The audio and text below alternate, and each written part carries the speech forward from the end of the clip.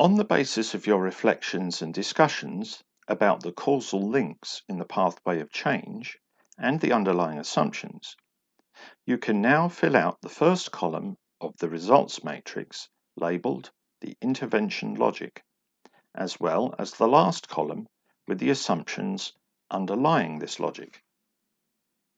Assumptions should be monitored on a regular basis as circumstances within and outside the action plan context might change. If our assumptions prove to be wrong, we will have to adjust the intervention logic. For instance, even if the trainers are well aware of the trainees' requirements, then, if suddenly the trainers are replaced, this assumption might no longer hold good. There is often some kind of confusion between assumptions and risks, and yes, they can be seen as two sides of the same coin. Assumptions are positive statements that we believe to be true. You assume it to be true, but if it turns out not to be true, there could be a detrimental impact to your project or action plan. Risks are negative statements about what might go wrong, what might hinder the successful transformation of activities into desired results. Whereas assumptions are closely linked to the change or intervention logic, risks are often factors linked to the implementation process. There are two common characteristics of both risks and assumptions. First, there must be some uncertainty to the event. If there is a 100% chance of an event occurring, it is simply a fact. If there is a 0 chance of the event occurring, then it's pure fiction. Neither are risks or assumptions. Secondly, assumptions and risks are both outside the total control of the project team, or the team responsible for implementing the action plan.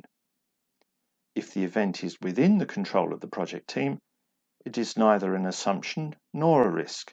Then it should simply be managed to make it happen.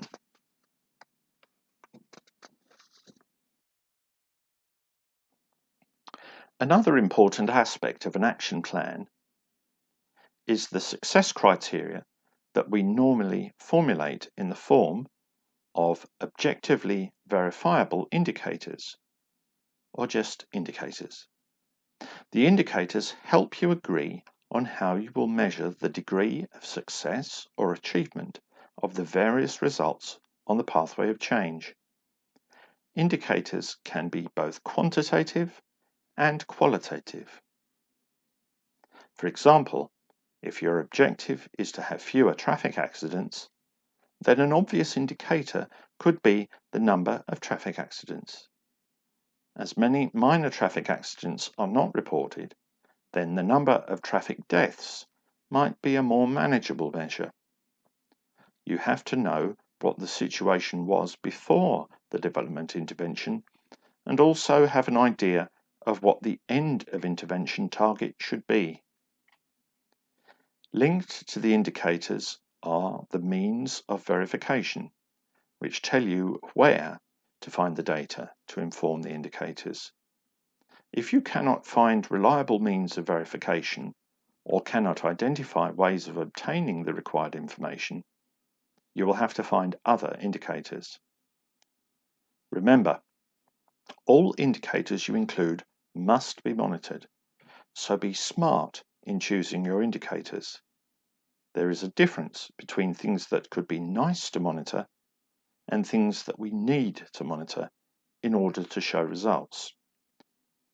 Please also consider how much time and money it will require to monitor each indicator.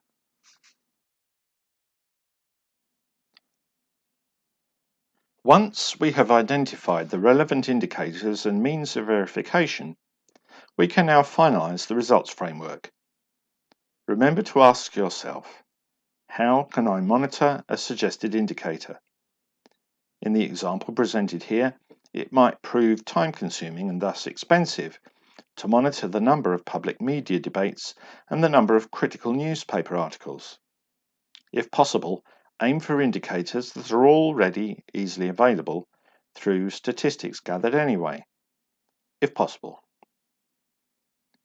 When formulating indicators, you might want to use the SMART principles. SMART is an abbreviation where S stands for specific, that your indicator is explicit and specific to what you want to measure. M for measurable, that the indicator is in fact measurable quantitatively and/or qualitatively. Happiness, for instance, is difficult to measure.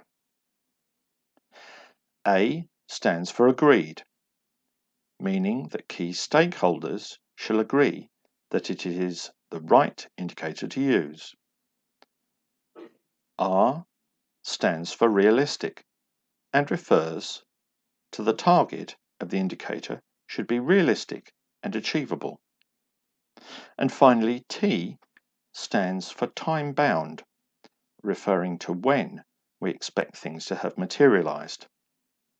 There are many different versions of what the SMART abbreviation stands for, and also other acronyms that are also used.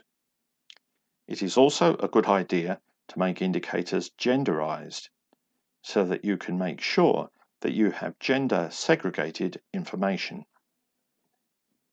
Finally, formulating indicators also helps us be more specific and agree on what exactly it is that we hope to achieve through our action plan efforts.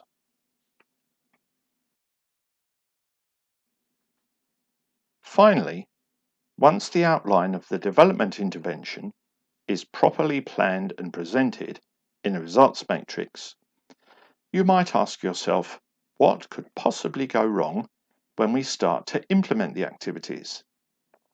Those are the risks. One obvious category of risk is what happens if the assumptions do not hold good. In that respect, risks and assumptions are very closely related, although we formulate them differently. We assume that something is not a problem. Therefore, assumptions are formulated positively. And we fear that something might go wrong. Therefore, risks are formulated negatively. What is important is not so much whether we call a certain possible event an assumption or a risk, but rather whether we can find a way of making sure that it does not hinder the successful implementation of our development intervention. If you, by adding some supplementary activities, can eliminate or considerably reduce some of the risks, then you will have a more solid project, and then you only state the remaining risks that you will need to monitor during implementation. One way of working with risks is the following. 1. Identify the risks. 2. Prioritize the risks according to seriousness and probability. 3. Suggest mitigating measures to eliminate or reduce the likelihood or seriousness of the risks.